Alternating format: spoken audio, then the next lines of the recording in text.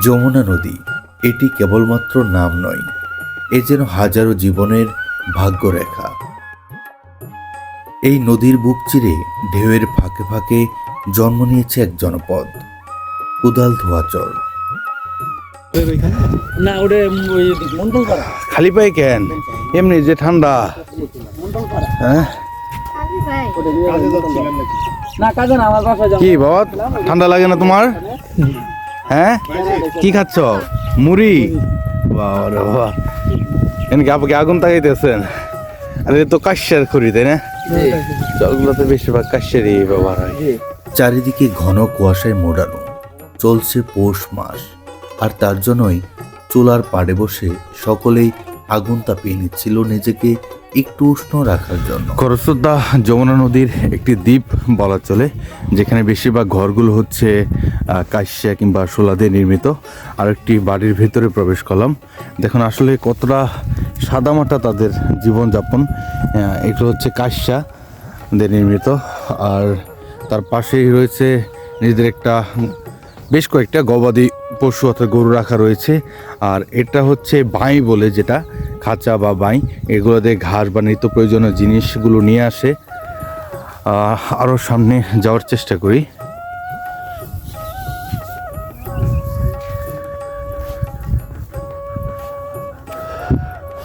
এখানে বেশ কিছু গরু রাখা রয়েছে। আসলে কতটা সাদামাটা জীবনযাপন করে চরাঞ্চলের এই জনপদের মানুষরা। এই রাস্তা কোনো মাটি কাটা না, কোনো বান্ধা না, কোনো কিছু করে না। হ্যাঁ মেন আছে মানে যাতায়াত মানে কষ্ট। এই আদাপুরের মেন আছে জেলে মুড়ো রাস্তা বাজার যাতায়াত আছে অনেক কষ্ট। সেমবি আমাদের শীতে মনে করেন রানিং রাস্তা শীতেও কষ্ট, কাম কাজেও কষ্ট। আপনাদের এখানে হঠাৎ করে কেউ অসুস্থ হয়ে গেল, তখন আসলে তার চিকিৎসার কি ব্যবস্থা? চিকিৎসা বিষয়ের মানে অসুবিধাই হয়। ওই যে নৌকা আলার এনে আবার এই যে যায় ফোনে ফোনে আবার এই যে ই করে ডাকি আইনে তারপরে নিয়ে যাওয়া। রাতে অসুস্থ হলে অনেক সিরিয়াস। এইখানে তো কোনো মানে ফার্মেসি আছে? যে এগুলো মানে মানে ডাক্তার তো ওইরকম পাওয়া যায় না, মানে ওষুধ বেচা ডাক্তার এগুলো। ডাক্তার পাওয়া যায়। এই ঘর কি আপনাদের? জামার ঘরে হ্যাঁ হ্যাঁ, আমার ও আপনার। উনি কি হয়? পোলার বউ। মানে বেটা বউ আর কি, যেটা বলে আর কি। আচ্ছা আচ্ছা, এটা একদম মানে উপরে হচ্ছে কি সোলার দেন নির্মিত না? আর আসলে কতটা সাদামাটা জীবনযাপন করে এই জনপদের সাধারণ মানুষরা, যেটা কেবলমাত্র তাদের কাছে গেলেই বোঝা যায়। এখানে উপরে হচ্ছে সোলার দিয়ে নির্মিত চালা, আর নিচে থাকার জায়গা। তার পাশেই হচ্ছে গবাদি পশু অর্থাৎ গরু ছাগল এগুলো রাখার জায়গা, অর্থাৎ সহাবস্থান যেটাকে বলে। আর পাশেই একটি জিনিস যেটা এখন বিলুপ্তির পথে, শর্তা বলে যেটাকে, সুপারি কাটার জন্য এটা রাখা রয়েছে। ও তুমি স্কুলে পড়ো? মাদ্রাসায়? কোন ক্লাসে এবার মাদ্রাসায়? নার্সারিতে পড়ো? এটা কি নদীর ওই পারে না এই পারে? ওই পারে না? এটি হচ্ছে ঘরের ভেতরে একটি রান্না করার জন্য চুলার ব্যবস্থা করা রয়েছে, যেটা হচ্ছে বর্ষার সময় তাদের বেশিরভাগ কাজে লাগে। চারিদিকে ঘন কুয়াশায় মোড়ানো, আর উত্তরের হিমেল ঠান্ডা হাওয়া।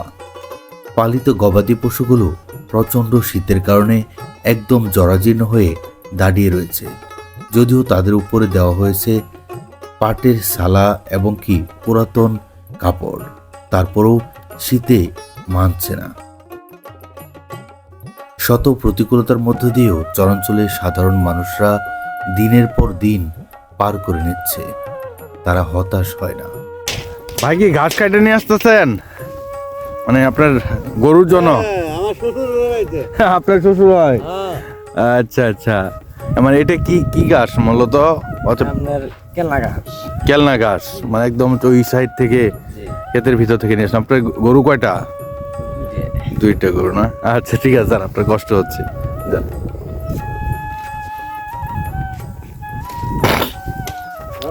নিজের গবাদি পশুর জন্য ঘাস কেটে নিয়ে বাড়ির দিকে যাচ্ছেন আরেকজন সংগ্রামী মানুষ এই জনপদের।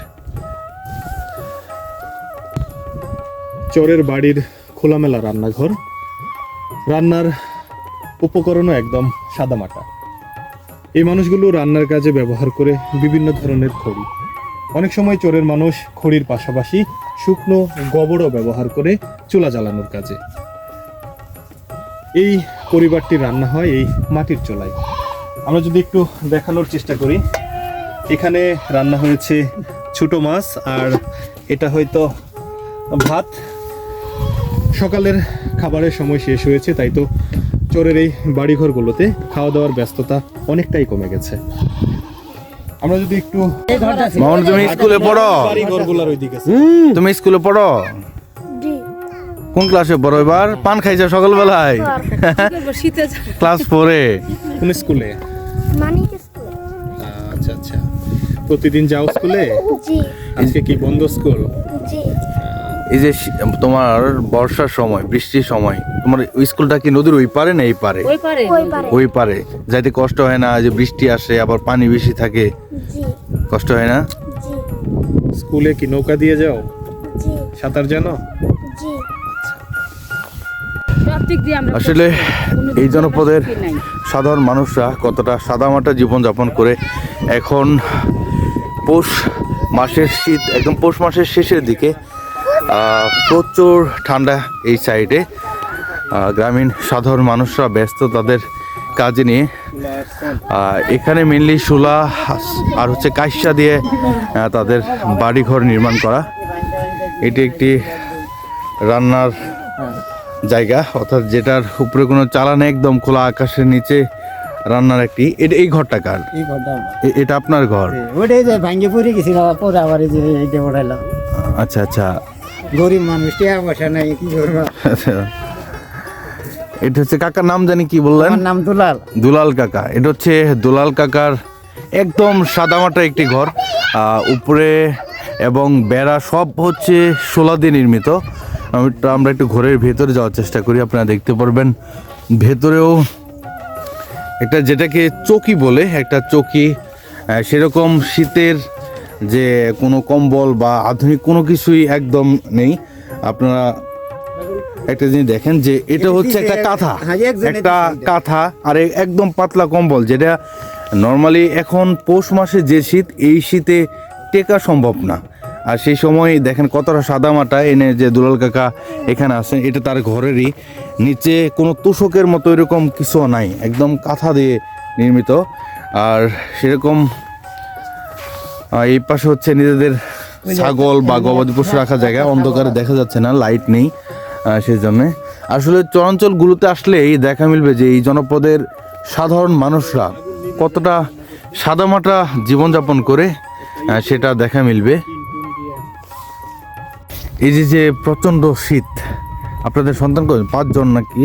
জি 5 জন না? ও আচ্ছা, তো যেখানে কথা বললাম আপনার সাথেই, আর 2 জন মনে হয় ঢাকাতে থাকে, না কোথায়? ওরে হেড ও আচ্ছা, তা দাদি। আপনার 5 জন সন্তান কে কি করে এখন, কোথায় আছে? এর মনে করেন আমি বিয়ে দিয়ে ছেলে একটা বিয়ে করাইছি, আচ্ছা আর মেয়েদের বিয়ে দিয়ে দিছি। আচ্ছা আচ্ছা। মেয়েদের বিয়ে দিছি, আর মনে করেন আমরা এখানে আবাদি জায়গা জমি কেমন আছে আপনাদের এই চরে?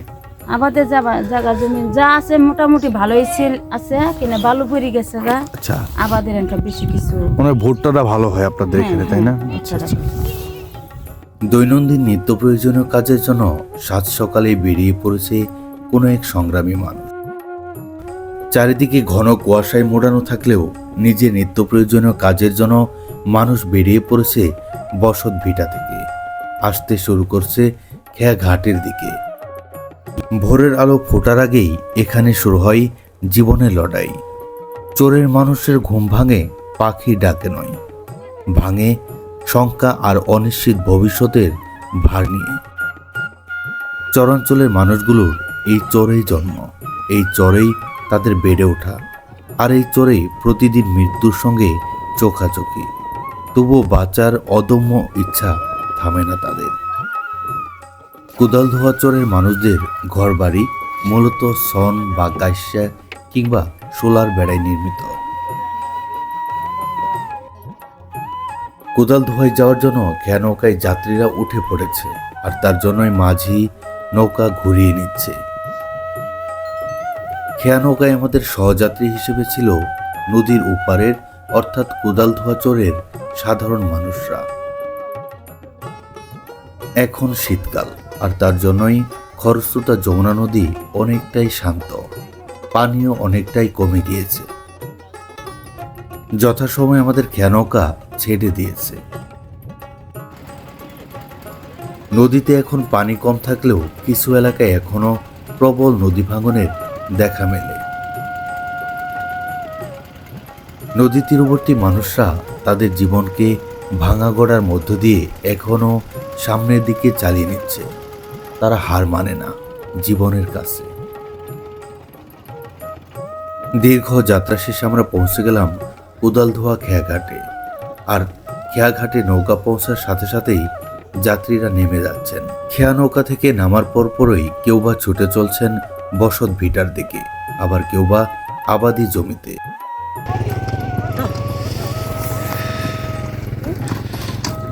গাড়ি নিয়ে কোথায় যাও ভাই? কত দূর থেকে আসলাম? কি মালামাল টানবা? ও, এটা ঠিক করতে যাবা? এমনিতে তো ট্রিপ দাও চরে। ঘোড়ার গাড়ি হলো চরাঞ্চলের জাহাজ। সমুদ্র এলাকায় যেমন জাহাজ চলাচল করে, তেমনি চরের মানুষের চলাচলের মালামাল টানার একমাত্র মাধ্যম হচ্ছে ঘোড়ার গাড়ি।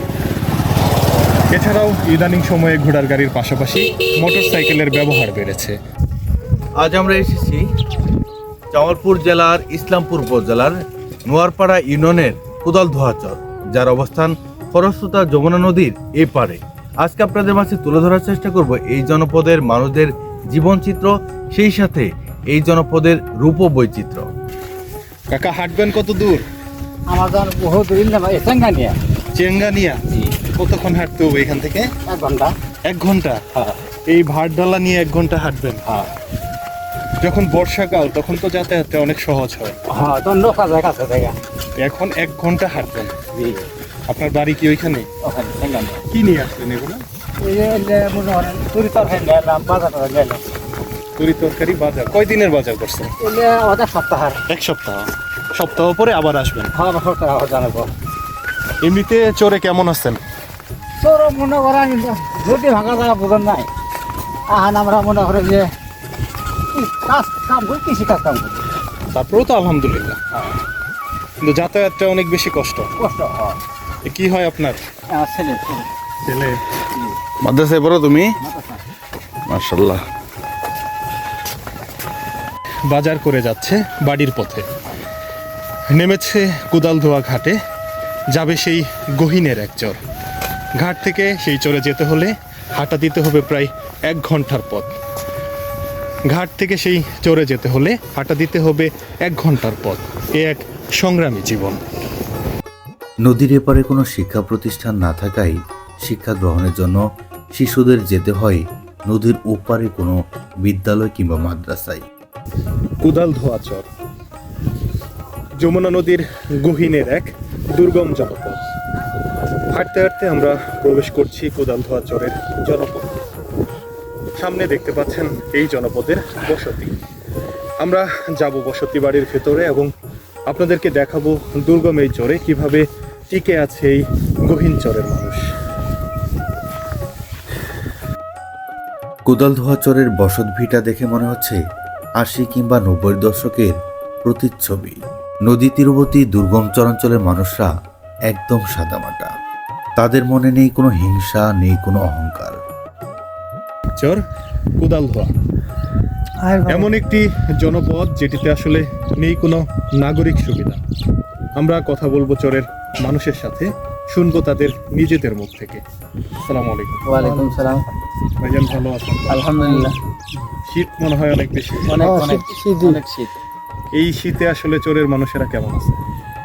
অনেক কষ্টই আছে, খুব কষ্ট। আর এখানে যে বাড়ি ঘরগুলো, আসলে সেই বাড়ি ঘরগুলো তো এই শীতকে মানে শীত থেকে বাঁচার মতো না। ঘরের মধ্যে বাতাস আছে। হ্যাঁ, খুব করি। আমরা তো ঘাট থেকে আসলাম, দেখলাম অনেকটুকু রাস্তা হেঁটে চোরের বাড়ি ঘরে আসতে হয়। আপনারা আসলে বাজার ঘাট বা অন্য অন্য যে জরুরি কাজগুলা সেগুলা কিভাবে করেন? এগুলো আমাদের অনেক কষ্ট, অনেক কষ্ট। বাজার কোথা থেকে করেন? বাজার করি আমরা, যাই যে উলিয়া হ্যাঁ নদীর এবারে আইটে যেতে হয় যায় তারপর নৌকার জন্য আধা ঘন্টা কি 1 ঘন্টা ওয়েট করতে হয়, ওয়েট করার পরে ওখানে যায় বাজার করে প্রতিদিন নিয়ে আসে সন্ধ্যার আগেও খাইতে পারি, কদিন রাতের 10টা বেজে যায়। তাহলে আমাদের অনেক কষ্ট, নাই রাস্তাঘাট নাই রাস্তাঘাট নাই ব্রিজ নাই কোনো কিছু। কত বছর থেকে আছেন এই চরে?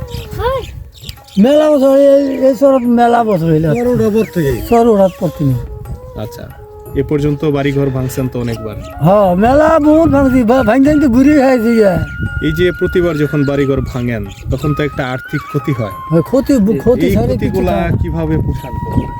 আল্লাহ জানে, আঙ্গির আল্লাহ বাসা। হ্যাঁ এই চলতেছে। হয় ভাই এই বাংতাছি তুলতাছি কার বয়স কেমন হইল? বয়স আমার 70 পার হয়েছে। 70 পার হয়েছে। এই যে 70 বছর থেকে বিভিন্ন চরে বসবাস করতেছেন, হ্যাঁ দুঃখ দুর্দশা সবকিছুর সাথে নিয়ে, হ্যাঁ তারপরে আসলে এই এত জীবনটারে কিভাবে দেখলেন? 70 বছর যে পার করলেন, জীবনটারে কি মনে হইল? এই যে বসে কাটিছে। হ্যাঁ 70 বছর নাম ধরে আমি যে আর 2 বছর হলে ওটাতে চালাই দিল। ওরে বিছানা ফিরে গেল। এমনিতে মোটামুটি আছেন। হ্যাঁ আপনাদের কি বাড়ি এখানেই? এই কি বাবা, শীত কেমন? হয় নতুন আসছে। শীত লাগে? হ্যাঁ, তুমি যে খালি পায়ে, এই যে খালি পায়ে, তোমার শীত লাগে না? শীত লাগে না? জায়গা চলে হ্যাঁ।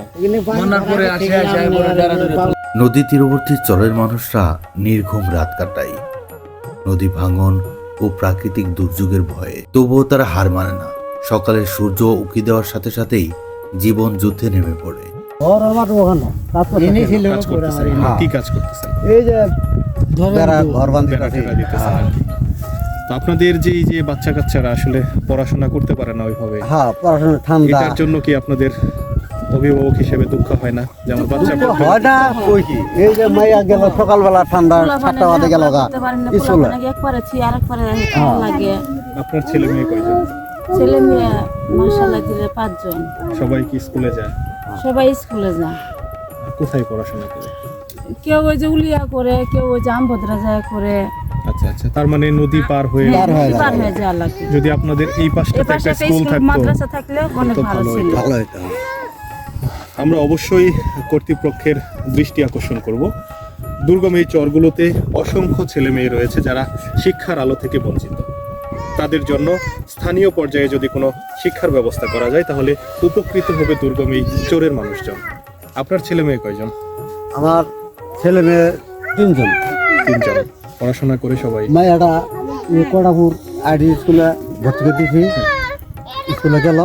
আর 2টা ছেলে থাকে ঢাকায় থাকে। আচ্ছা আচ্ছা।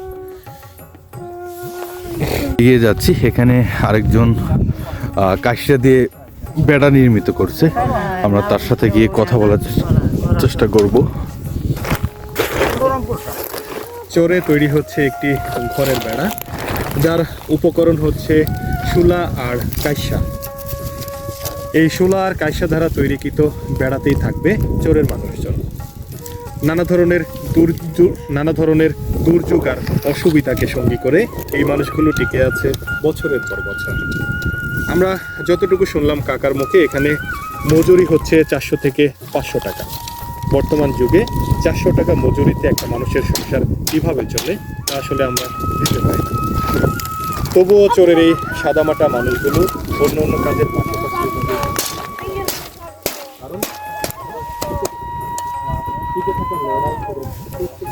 কাকে এই যে কাশিয়া দিয়ে যে বেড়াই করতেছেন, একটা বেড়া আনুমানিক কত মাস পর্যন্ত টিকে? এটাই আপনি মনে করেন যে 1 বছর টিকবো। 1 বছর, একটা বছর যাবে, তারপরে আবার বেঁধে আবার নতুন করে করতে হয়। বেঁধে আবার তোলা লাগে। তোলা তো মনে করেন যে টিকে না, সোজা তো টিকে না। তোলা নরম হয়ে যায়, ভেঙে পড়ে হ্যাঁ। যায়। মানে বর্ষা মৌসুমটাতে মানে সবচেয়ে সমস্যা হ্যাঁ বেশি। বেশি। আপনাদের এই চরে মানে কোন ফসলটা সবচেয়ে বেশি আবাদ হয়? আপনার ফসল আবাদ হয় মনে করেন যে আপনার ভুট্টা, মরিচ, হাইব্রিড মরিচ। ভুট্টাটা মনে হয় সবচেয়ে বেশি, মানে যা ভুট্টাটা দেখতেছি। সবচেয়ে বেশি হয়। মাটি একটু বালু তো, হ্যাঁ, হ্যাঁ বালকে মাটি, এর লেগে ভুট্টার আবাদটা বেশি। এরিয়া বা নাই বলতে চলে আর কি। আমরা যাওয়ার চেষ্টা করছি এই জনপদের আরো একটি বসত বাড়ির ভেতর।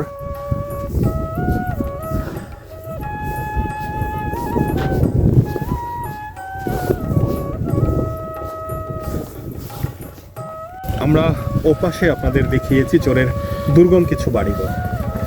আমরা প্রবেশ করেছি আরও একটি বাড়িতে, একদমই সাদামাটা জীবন, সামনে বাঁধা গবাদি পশু, আর বাড়িটা একদমই সন্ধ্যা রাতে, সামনে রাখা একটি ঘোড়ার গাড়ি, আর এপাশে হয়তো প্রস্তুত করা হচ্ছে বাড়ির আরও একটি অংশ।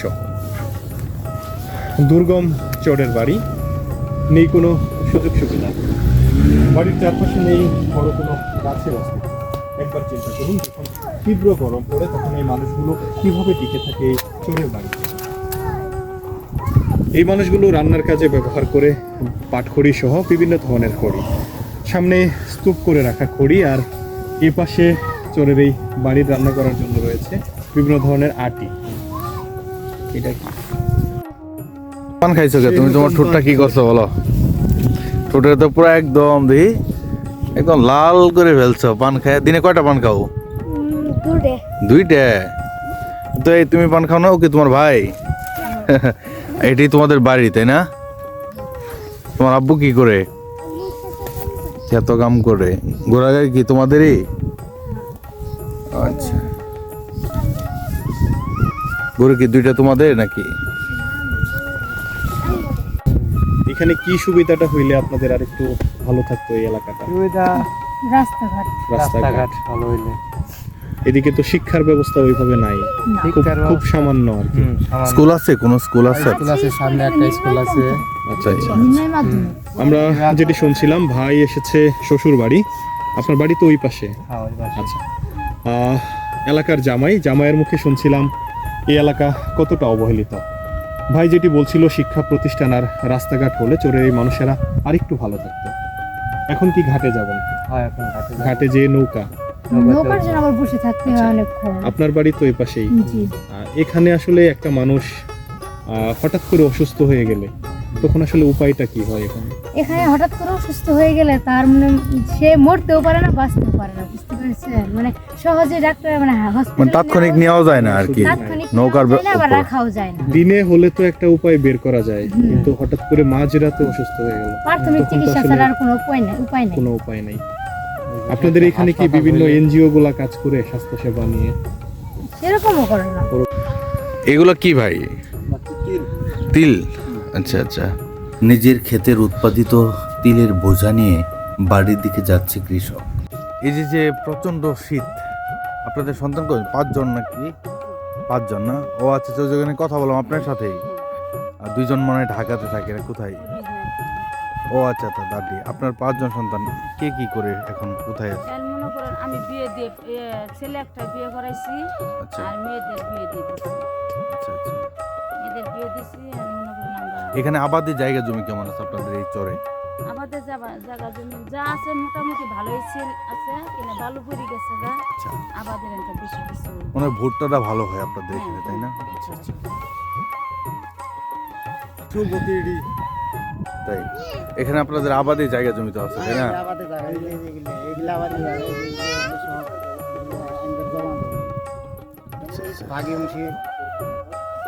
এখানে আপনারা কয়টা পরিবার আছেন এই ইয়েতে? আগে থেকে যে কটা তাই আবার সামনে দেখতে পাচ্ছি চোরের আমরা কথা বলছিলাম তাদের সাথে। বর্ষাকালে যমুনা রূপ নেয় ভয়াল রূপে, দিনে দিনে গ্রাস করে ঘর, মুছে দেয় পরিচিত পথ। কোদালধোয়া চর তখন কেবল একটি স্থান নয়, একটি সংগ্রামের নাম। তবুও প্রকৃতি এখানে শুধু নিষ্ঠুর নয়। ভোরের রোদে নদীর জল ঝিকঝিক করে, সন্ধ্যার আকাশ রঙিন হয় সোনালি আলোয়। এই সৌন্দর্যই হয়তো চোরের মানুষদের বাঁচিয়ে রাখে বছরের পর বছর। জ্যোৎস্নার রাতে যমুনার বুকে চাঁদের আলো পড়লে কোদালধোয়া চর যেন রূপকথার দেশ হয়ে যায়। কষ্টের মাঝেও জন্ম নেয় আশা। এই মানুষগুলো জানে যমুনা যেমন ভাঙে তেমনই গড়েও তোলে। আচ্ছা আচ্ছা, মরিচ তো ভালোই হয়েছে মনে হয় না? মাশাআল্লাহ। এটা কি জাতের মরিচ? এটা আপনার 1701। 1701। এটা কি ঝাল হয় বেশি না? আচ্ছা, আচ্ছা। ঝাল মরিচ। বিক্রি করেন কোথায় মরিচগুলো? আমরা নদীর ওপারে উলিয়া বাজারে। পুলিয়া বাজারে। মরিচের দাম এখন তো ভালোই আছে। ওদিন গেছে আপনার 90, 95 পঞ্চাশ, আবার কাল গেছে 80, 85। একটু কমছে না? আচ্ছা, ওনারা আপনার কি হয়? বেড়া দুইটা বেড়ি এড়া আর এটা বাড়িওয়ালা। আচ্ছা আচ্ছা, মানে নিজেরা মিলেমিশে কাজ করতেছেন। যাক, মাশাআল্লাহ। যমুনা পাড়ের পলি জমা জমিতে মরিচ, ভুট্টা সহ বিভিন্ন কৃষি পণ্যের আবাদ হয়। চরের এই মানুষেরা গবাদি পশু পালন এবং কৃষিকাজের উপর পুরোপুরি নির্ভরশীল। আমরা কথা বলছিলাম চাচার সাথে, উনি মরিচ লাগিয়েছে, যে ক্ষেতটি দেখতে পাচ্ছি সেটি ওনার। আর মরিচ তোলার কাজে সাহায্য করছে চাচি এবং চাচার ছেলে মেয়ে। নিজের পরিবারকে সাথে নিয়ে কৃষিকাজ করছে। চরের এরকম প্রত্যেকটি মানুষই বা প্রত্যেকটি পরিবারই কৃষিকাজের সাথে জড়িত। ধন্যবাদ সকলকে পাশে থাকার জন্য। আবার দেখা হবে নতুন কোনো প্রামাণ্য চিত্রে।